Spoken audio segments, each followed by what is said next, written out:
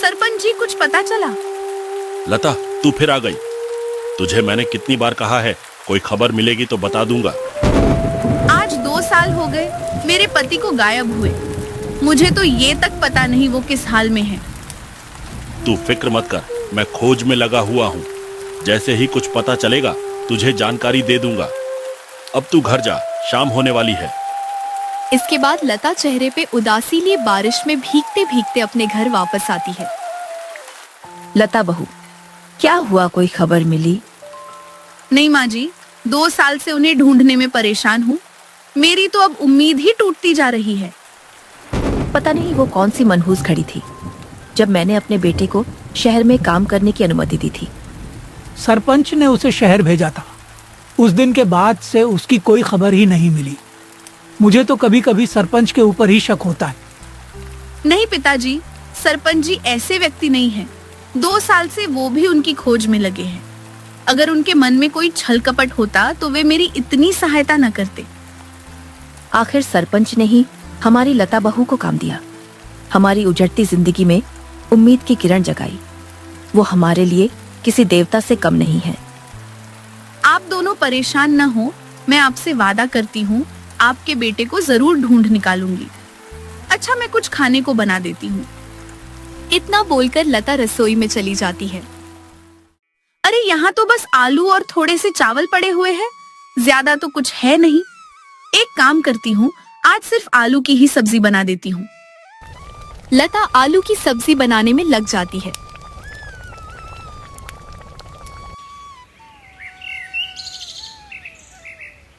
रात होती है, सब एक साथ बैठकर खाना खाते हैं। तब लता की सास कहती, जब से कुंदन लापता हुआ है तब से बहू ने अपनी सारी जिम्मेदारी बखूबी निभाई है। हम तो टूट ही चुके थे, पर बहू ने हमें संभाला। इतना बोलकर दोनों खाना खाने लगते हैं।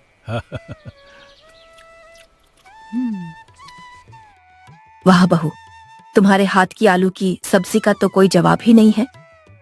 मुझे तो ये आलू की सब्जी भा गई। दोनों लता के हाथ की आलू की सब्जी बड़े चाव से खाते हैं। थोड़ी देर बाद सभी खाना खाकर सो जाते हैं। आधी रात होते ही लता अपने घर की दहलीज पे उदास बैठी होती है। भगवान, मेरे पति जहाँ भी हो उन्हें सही सलामत रखना। मुझे उनकी बहुत याद आती है। आखिर वो कहाँ होंगे, किस हाल में होंगे? लता अपने पति की याद में रो रही होती है। तभी अचानक उसे एक आदमी काली चादर ओढ़े रात के अंधेरे में जंगल की ओर जाते हुए दिखता है। वो कौन है और इतनी रात गए जंगल की तरफ क्यों जा रहा है? इतनी तेज बारिश भी हो रही है। क्या मुझे जाकर देखना चाहिए? कुछ देर सोचने के बाद लता आखिरकार उस आदमी के पीछे चली जाती है। जंगल में जाते ही वो आदमी कहीं छुप जाता है। वो आदमी कहाँ गया? अभी तक तो यही था। लगता है उसे आभास हो गया कि कोई उसका पीछा कर रहा है।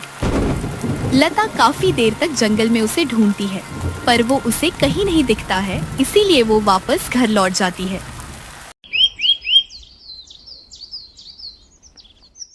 अगली सुबह सूर्योदय होते ही लता अपनी सास के साथ खेत जाती है। बहू, क्या हुआ? बहुत खोई खोई सी लग रही हो। माँ जी को कल रात की बात बताना सही होगा? नहीं नहीं, बेकार में ये परेशान हो जाएंगी।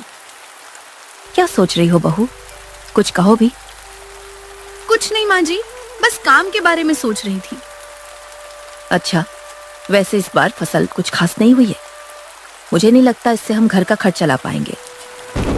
जब से बारिश शुरू हुई है, काम में रुकावटें और ज्यादा बढ़ गई है। तेरे ससुर जी की तो तबीयत ही सही नहीं रहती, नहीं तो वो अकेले ही पूरी खेती संभाल लेते। कोई बात नहीं माँ जी, आप आराम से बैठिए, मैं तब तक फसल काट लेती हूँ। नहीं बहू, इतनी तेज बारिश में भीगना सही नहीं है। आज रहने दो, कल बारिश छूटेगी तब मिलकर फसल काट लेंगे। क्या पता कल बारिश छूटेगी कि नहीं। वैसे भी इस बार सिर्फ आलू की फसल ही हुई है। थोड़े ही आलू है, मैं काम जल्दी खत्म कर दूंगी। इतना बोलकर लता जमीन से आलू निकलने लगती है।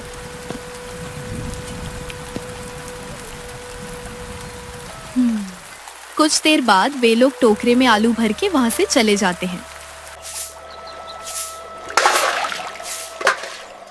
दिन बीतते जा रहे थे, बारिश और ज्यादा तेज होने लगी थी। माँ जी, ये बारिश तो छूटने का नाम ही नहीं ले रही है। ऐसे में हम खेती कैसे करेंगे? घर की छत भी टपकने लगी है। बारिश की तेज गति अब ये कमजोर छत और दीवारें सहन नहीं कर पा रही है। कल मैं खेत गई थी, फसल भी बर्बाद हो चुकी है। हे प्रभु, आखिर तू चाहता क्या है? एक के बाद एक हमारे ऊपर मुसीबतें आती ही जा रही हैं। माँ जी, उदास मत होइए, कोई ना कोई दूसरा रास्ता निकल ही जाएगा। आपकी तबीयत ठीक नहीं रहती है, आप आराम कीजिए। इतना बोलकर लता बारिश में भीगते भीगते सरपंच के घर जाती है।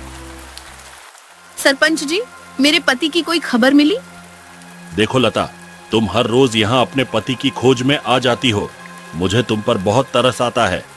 मैं तुम्हें कोई झूठी उम्मीद नहीं देना चाहता। आपके कहने का मतलब क्या है सरपंच जी? मैं यही कहना चाहता हूँ कि अब तुम कोई आस ना लगाओ। जो शख्स 2 साल तक गायब है, तुम्हें अब भी लगता है कि वो वापस आएगा? मुझे मेरे भगवान के ऊपर पूरा भरोसा है, वो मेरी जिंदगी में वापस खुशियां जरूर लाएंगे। मैंने अपने कुछ आदमियों को शहर भेजा था, उन्हें वहां से भी कुछ नहीं पता चला। अब मैं कुछ नहीं कर सकता हूँ। सरपंच जी, आपके भरोसे मेरे पति गांव से गए थे, उनके लापता होने के पीछे आप जिम्मेदार हैं। ये सुनते ही सरपंच गुस्से में आग बबूला हो जाता है। एक तो मैंने तुम लोगों की मदद की, ऊपर से तुम मुझे ही सुनाई जा रही हो। भलाई का तो जमाना ही नहीं रहा। सरपंच जी, अब चाहे कितना भी समय लगे, मैं अपने पति का इंतजार करती रहूंगी।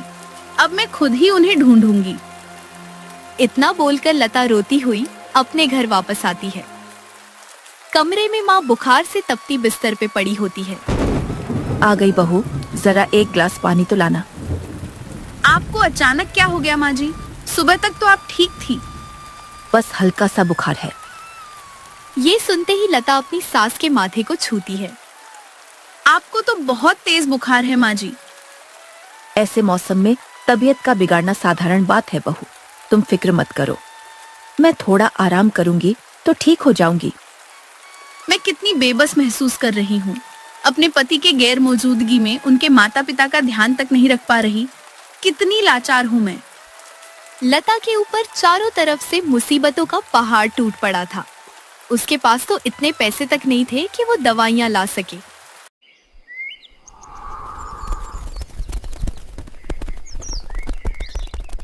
दिन गुजर रहे थे। उसकी सास और ससुर दोनों ही बहुत ज्यादा बीमार हो चुके थे। माँ पिताजी दोनों बीमार हैं। मुझे तो समझ नहीं आ रहा है, मैं क्या करूं? खेती होने से रही, मुझे कोई दूसरा काम सोचना होगा। लता घबराहट के मारे सोच ही रही थी, तभी उसे ख्याल आया। ऐसे हाथ पे हाथ धरे बैठने से कुछ नहीं होने वाला है। बारिश का मौसम है, इस मौसम में लोग गर्मा गर्म पकवान बड़े चाव से खाते हैं। इतना सोचकर लता रसोई में जाती है। रसोई में तो सिर्फ आलू ही है। एक काम करती हूँ, आलू की सब्जी बना देती हूँ, क्या पता लोग यही खा ले। लता रसोई में रखे सारे आलूओं की सब्जी बनाने लगती है।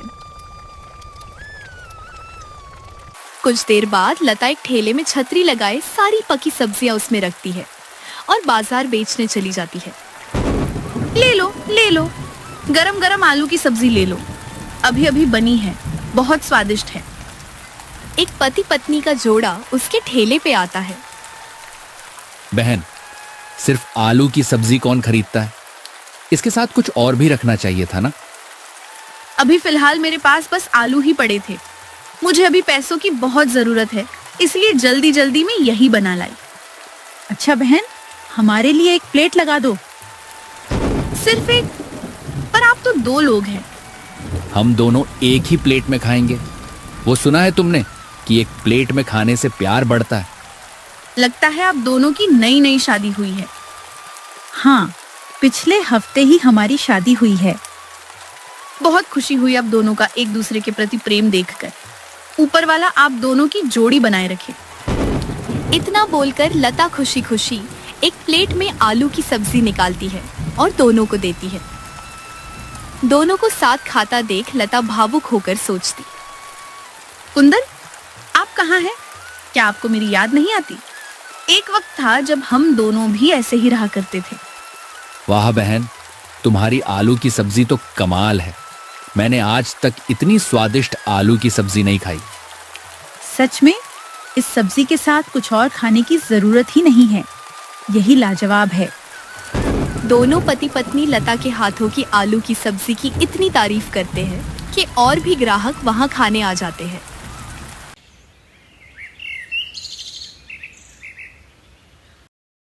शाम होती है, लता दवाइयाँ लेकर घर जाती है। माँ जी, पिताजी, मैं दवाइयाँ ले आई हूँ। खाना खाकर जल्दी से दवा खा लीजिए। दवाइयों के लिए पैसे कहाँ से आए बहू? माँ जी, बस यूं समझ लीजिए कि मुझे रोजगार का एक नया रास्ता मिल गया है। क्या मतलब बेटी? मैंने आलू की सब्जी का ठेला लगाना शुरू किया है। आज पहला दिन था, थोड़ी बहुत कमाई हुई है। ऐसे ही रहा तो कुछ दिनों में काम अच्छा खासा जम जाएगा। माफ करना बहू, हमारी वजह से तुम्हें कितनी परेशानी झेलनी पड़ रही है। हम दोनों बूढ़ा बूढ़ी तुम्हारे सर पे बोझ बन चुके। ऐसा ना कहिए पिताजी, आप दोनों तो मेरे माता पिता हैं। मैंने अपनी पूरी जिंदगी कुंदन और आप दोनों के नाम कर दी है। इतना बोलकर लता दोनों के लिए खाना लाती है। कुछ देर बाद दोनों दवाइयाँ खाकर आराम करने लगते हैं। रात होती है, लता अपने पति की याद में दहलीज पे बैठी राह तकती है। कुंदन, और कितना इंतजार करवाओगे? मुझसे ऐसी क्या भूल हो गई थी जो तुम मुझे ऐसे सजा दे रहे हो? लता रोते हुए कुंदन को याद कर रही होती है। तभी अचानक कहीं से एक चिट्ठी उसके दहलीज पे आकर गिरती है। यह चिट्ठी किसने फेंकी? कोई है क्या यहाँ? वो इधर उधर देखती है, तभी उसे अंधेरे में दूर खड़ा उसी अनजान व्यक्ति का साया दिखता है। तुम कौन हो? अपनी शक्ल दिखाओ। लता जैसे ही उसके करीब जाने के लिए उठती है, वो वहां से भाग जाता है। फिर लता चिट्ठी खोलती है। उसमें लिखा होता है, हिम्मत मत हारना। इस चेहरे पे उदासी नहीं, खुशी अच्छी लगती है। आखिर वो आदमी है कौन और उसने ऐसा क्यों लिखा? वो मुझसे कहना क्या चाहता है? पूरी रात लता यही सब सोच में गुजार देती है।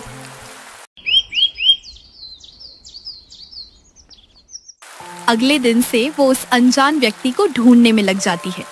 कई दिन बीतते हैं, उसे वो कहीं नहीं मिलता। एक दिन लता ठेले पे आलू की सब्जी बेच रही थी। तभी वो अनजान व्यक्ति अपना मुंह ढके उसके पास आता है। मुझे भी एक प्लेट आलू की सब्जी दो। अरे, तुम तो वही व्यक्ति हो ना? मुझे भूख लगी है। मैं यहाँ खाना खाने आया हूँ, बातें करने नहीं। तुम्हारी आवाज कुछ जानी पहचानी सी लग रही है। लगता है तुम्हें दुकानदारी करनी नहीं आती है। मैं जा रहा हूँ। अरे नहीं नहीं, रुको। मैं अपने ठेले से किसी ग्राहक को खाली हाथ जाने नहीं देती हूँ। इतना बोलकर लता उसके लिए गर्मा गर्म एक प्लेट आलू की सब्जी लगाती है। वह व्यक्ति जल्दी जल्दी खाकर लता को दुगने पैसे देकर जाने लगता है। रुको, ये बहुत ज्यादा पैसे हैं। एक प्लेट का इतना नहीं हुआ। कोई बात नहीं, रख लो। मैं भला ज्यादा पैसे क्यों रखूं? मैं तो बस अपनी मेहनत की कमाई ही लूंगी। तुम अब तक नहीं बदली, अब भी वैसी की वैसी ही हो। यह बोलकर वो व्यक्ति बिना पैसे लिए वहां से चला जाता है। ये ऐसा कहकर क्यों गया? ऐसा लगा जैसे वो मुझे बहुत अच्छे से पहचानता हो। उस व्यक्ति की बातों से लता गहरी सोच में चली गई थी। 2 दिन बीते, बारिश का कहर धीरे धीरे कम होने लगा।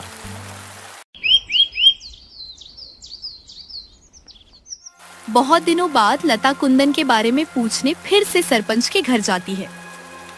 सरपंच जी, अब मेरे सब्र का बांध टूट रहा है। कुछ कीजिए, नहीं तो मैं ही शहर चली जाऊंगी। इसकी जरूरत नहीं है। मुझे पक्की खबर मिल गई है उसके बारे में। क्या पता चला है? जल्दी बताइए। लता, हिम्मत से काम लेना। मैं जो बताने जा रहा हूँ वो सुनने के बाद शायद तुम्हारे पैरों तले जमीन खिसक जाएगी। सरपंच जी, यूं पहेलियां ना बुझाइए। मेरा दिल बैठा जा रहा है। बताइए, कहाँ है कुंदन? वो ठीक तो है ना?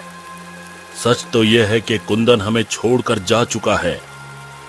आप मुझसे झूठ कह रहे हैं ना, ताकि मैं आपको उसे ढूंढने के लिए बार बार ना बोलूं। ऐसा घटिया मजाक मैं क्यों करूंगा लता? पिछले 2 साल से उसकी कोई खबर नहीं है। नहीं, ये नहीं हो सकता है। मेरे कुंदन मुझे अकेला छोड़कर नहीं जा सकते हैं। अपने आप को संभालो लता, हिम्मत से काम लो। अब तुम्हारे सर पे कुंदन के माँ बाप की जिम्मेदारी है। सही कहा आपने, मैं ही कमजोर पड़ गई तो उन्हें कौन संभालेगा। अच्छा अब घर जाओ, मुझे भी काम से कहीं बाहर जाना है। सरपंच जी, आपसे एक गुजारिश है। कैसी गुजारिश? कहो, हिचकिचाओ मत, आखिर तुम मेरी बेटी जैसी हो। कुंदन के दूर जाने की खबर मेरे सास ससुर तक नहीं पहुंचनी चाहिए। वे दोनों बेचारे अपने इकलौते बेटे के वापस आने की उम्मीद में जी रहे हैं। इतना बोलकर लता वहां से निकल जाती है। घर जाने के बजाय वो रास्ते में एक पेड़ के नीचे बैठकर जोर जोर से रोने लगती है। कुंदन, तुमने मुझे धोखा दिया। तुमने तो मेरे साथ जीने की कसम खाई थी ना, फिर मुझे अकेला छोड़कर क्यों चले गए। बेचारी लता पूरे दिन रो रो कर अपना बुरा हाल कर लेती है। सूरज ढलता है, वो अपने आंसू पूंछकर घर जाती है। क्या बात है बहू, चेहरा बहुत उतरा हुआ लग रहा है। कुछ नहीं, बस काम की परेशानी है। मुझे तो कोई और बात लग रही है, बता दो। ऐसे मन में दुख रखने से तुम अंदर ही अंदर घुटती रहोगी। नहीं माँ जी, मैं बिल्कुल ठीक हूँ। ये बोलते ही लता फौरन अपने कमरे में भाग जाती है।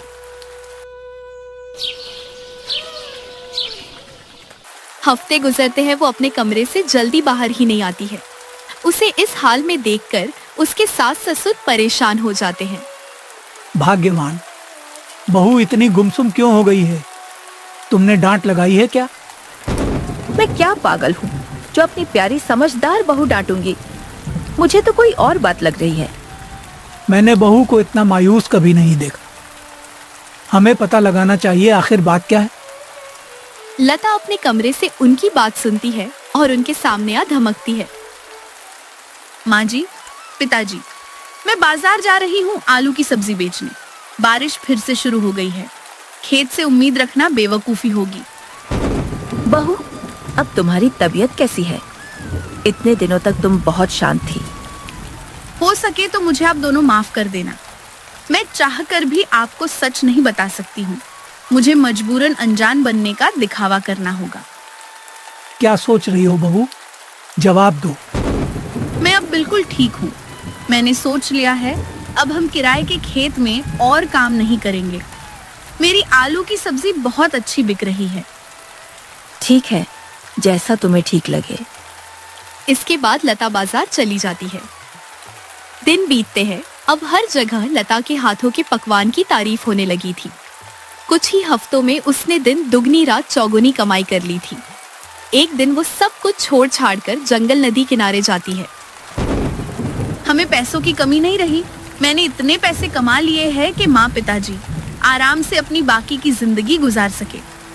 कुंदन, अब मैं तुम्हारे पास आ रही हूँ। लता जैसे ही ये सोच रही थी कि तभी वहाँ वही व्यक्ति आ जाता है। रुको तुम, यह क्या बेवकूफी कर रही हो? मुझे मत रोको, मैं अपने पति के पास जा रही हूँ। उनके बिना मेरा कोई अस्तित्व नहीं है। लता, मैं यही हूँ तुम्हारे पास। इतना बोलकर वो व्यक्ति अपने ऊपर से काली चादर हटाता है। कुंदन, आप कहीं यह सपना तो नहीं? आप तो हमें छोड़कर जा चुके थे ना? मैं कहीं नहीं गया था, तुम सबकी नजरों से बचकर तुम्हारे आसपास ही था। पर क्यों? ऐसी क्या मुसीबत आन पड़ी थी कि आपको ये कदम उठाना पड़ा? वह सरपंच अच्छा व्यक्ति नहीं है। शहर में उसने बहुत से घोटाले किए। उसने सारा इल्जाम मुझ पर लगा दिया था। क्या?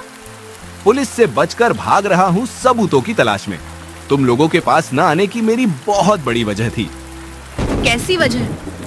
अगर मैं सामने आ जाता तो सरपंच मेरे साथ साथ मेरे पूरे परिवार को फंसा देता। उस सरपंच को तो मैं छोड़ूंगी नहीं। मदद करने का ढोंग करके षड्यंत्र रचता है। आप फिक्र मत कीजिए, हम दोनों मिलकर सबूत ढूंढेंगे। लता, ये 2 साल मैंने तुम्हारे बिना बहुत मुश्किल से गुजरे हैं। एक एक दिन मेरे ऊपर पहाड़ जैसा गुजरता था। आप मुझसे वादा कीजिए, अब आप हमें छोड़कर कहीं नहीं जाएंगे। मुझे माफ कर देना लता, मैं काफी डर गया तब। मैं वादा करता हूँ, अब कहीं नहीं जाऊंगा। बारिश के प्यारे मौसम में दो प्रेमी का जोड़ा फिर से एक हो गया। कुंदन कुछ दिनों तक ऐसे ही सबकी नजरों से छुपा रहा और दोनों ने मिलकर सरपंच के खिलाफ सबूत इकट्ठा कर ली। सरपंच को जेल हुई। फिर लता अपने परिवार और पति के साथ हंसी खुशी रहने लगी। इस प्रकार की मज़ेदार कहानियों को सुनने के लिए हमारे चैनल अक्कू टोन को सब्सक्राइब करना ना भूलें।